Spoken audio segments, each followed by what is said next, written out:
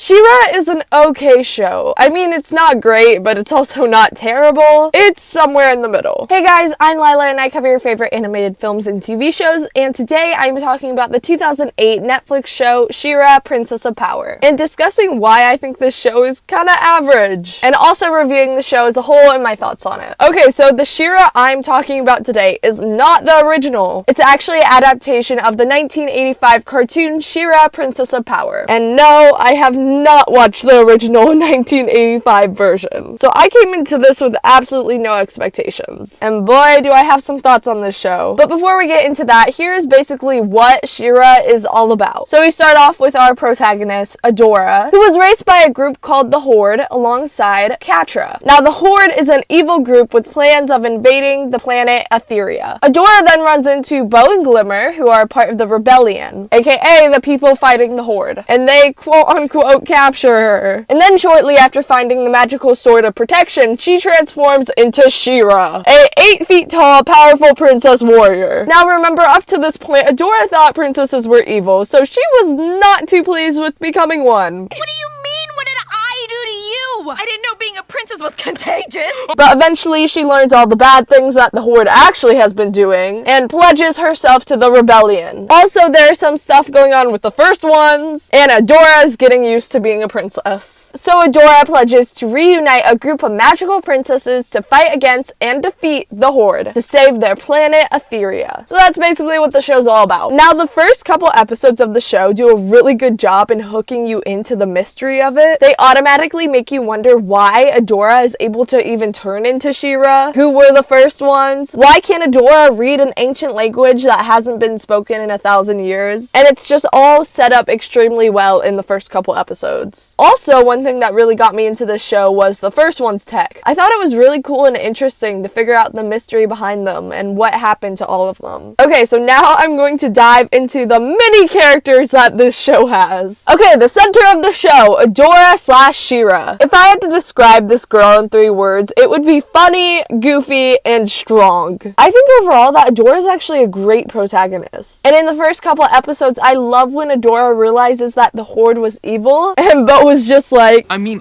your army is called the Evil Horde. Who calls us that? Everybody! Adora is actually my second favorite character in the whole show, and I'll get to who my first is in a minute, but I'm glad they didn't make her one-dimensional and kind of like a Mary Sue that can defeat everything. Because although she is extremely powerful, she's also very flawed like the rest of the characters in the show. And sometimes when shows have super powerful, strong female protagonists, they fall into the case of unrealistically lacking flaws or weaknesses. But this show manages to make Adora funny and lovable, as well as kind of being a mess sometimes, without it being too obnoxious or annoying. And oh my god, can I just talk about Adora's reaction to seeing a horse?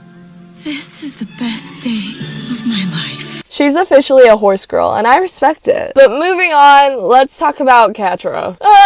Okay, I definitely have a lot of opinions on this girl. In the beginning of the series, her and Adora were introduced as very close friends, basically family. And then when Adora left, Catra felt very left behind and abandoned. And to be fair, she kind of was. So back home in the Fright Zone, Catra got left to the brunt of Shadow Weaver's abuse. So Catra really starts to resent Adora to the extent of becoming obsessed with her and wanting to kill her. And up to this point, her character development really made sense, and I actually enjoyed seeing where her character would go. But then we get to season 5, and I mean, she apologizes and basically said it wasn't right, and this girl just kind of got a slap on the wrist. And Adora was like, I missed you, Catra. Like, please, this girl tried to murder you! I mean, I always knew that she was going to get a redemption arc. I just don't think it was that good, honestly.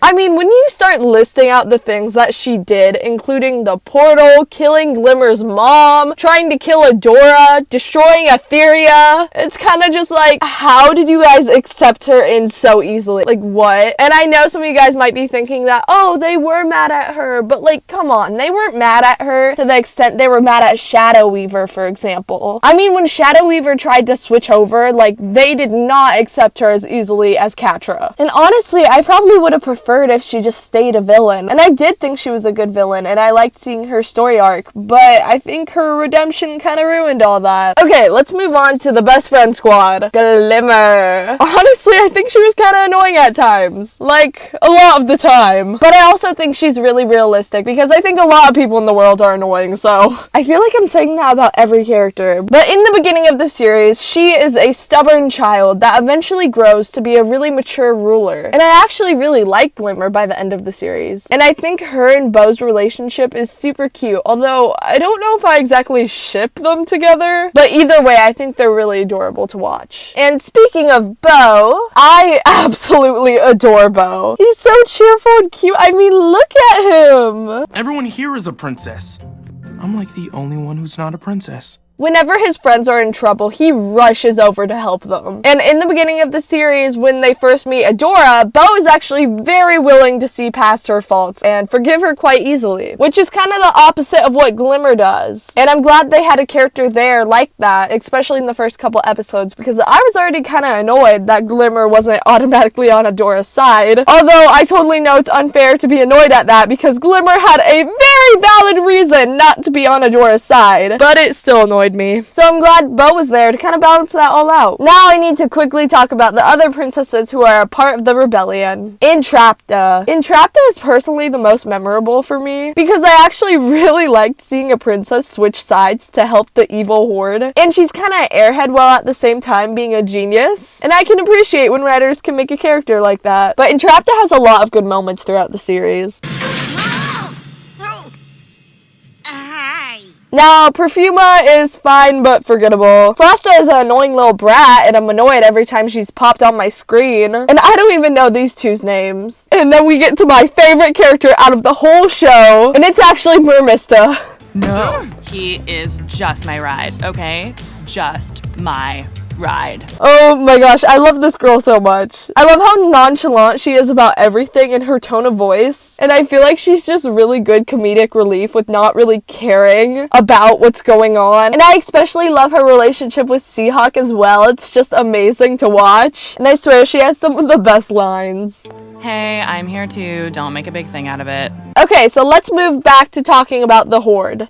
Scorpia. Okay, I would talk more about Scorpia, but to be honest, I don't really like her. I think she's kind of annoying. That's a reoccurring thing. I think these characters are all kind of annoying. But I also don't want to hate on her because she's already received so much abuse from Catra throughout the whole series that I feel kind of bad for her. So, but moving on to one of the best characters, I think, in the whole series, Double Trouble. Double Trouble brought the drama, okay? You really had no idea what she was going to do in every episode because she is just kind of unpredictable and just living her life. And honestly, Double Trouble's personality kind of reminds me of how a social media influencer would act. And she's just a very good villain in general. I love her. Okay, now it's time to talk about the ship between Adora and Catra. I know some of you guys might be mad at me for this one, but I do not like that they ended up together. I don't like how their relationship was set up and executed. I don't know if I'm the only one who thinks this, but their whole dynamic is so toxic and unhealthy. I mean, Catra was literally obsessed with beating Adora, and Adora overall in general, that she even tried to kill her. And honestly, when I was watching the show, I felt like Catra was past the point of redemption during season 3 when she went insane. The world would still be standing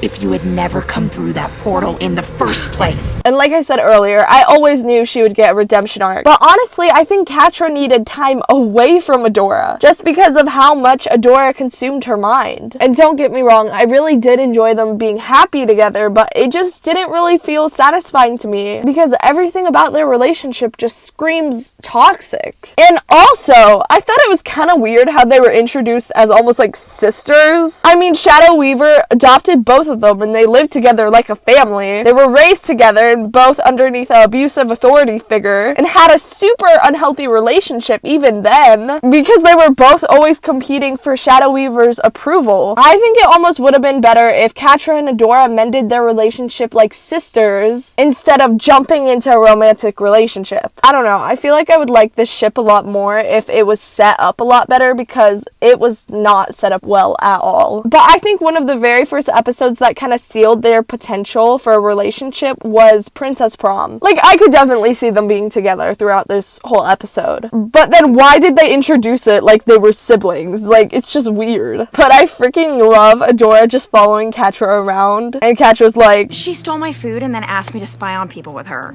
Is this what love feels like?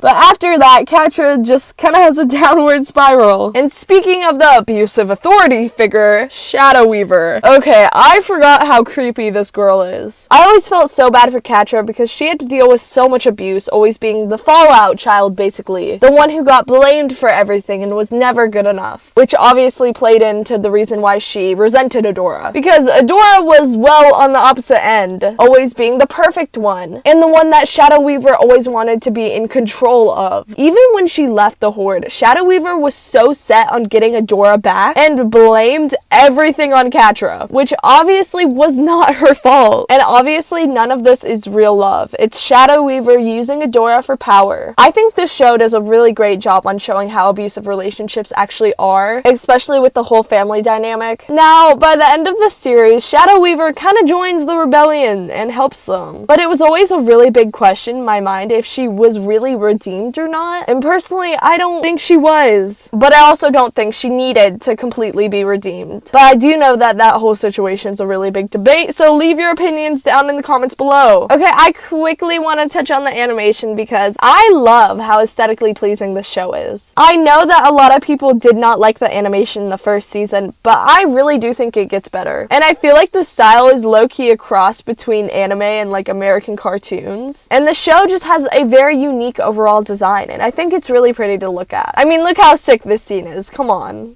Hey, Adora. But overall, Shera definitely has some places to improve upon, and some things I wish that would have been done differently. But I actually really like this show, and I think it's fun watching. All the characters are pretty well developed and have some interesting personalities. I think the show's at its peak when it's doing crazy stuff like the portal, or even Glimmer's mom's death, and I think it's at its worst when it's giving Catra a redemption arc that she didn't deserve. But hey, that's just my opinion. Anyways, guys, thank you so much for watching. If you guys want to see more of your favorite animated films and TV shows, make sure to subscribe and like the video. Thanks, bye!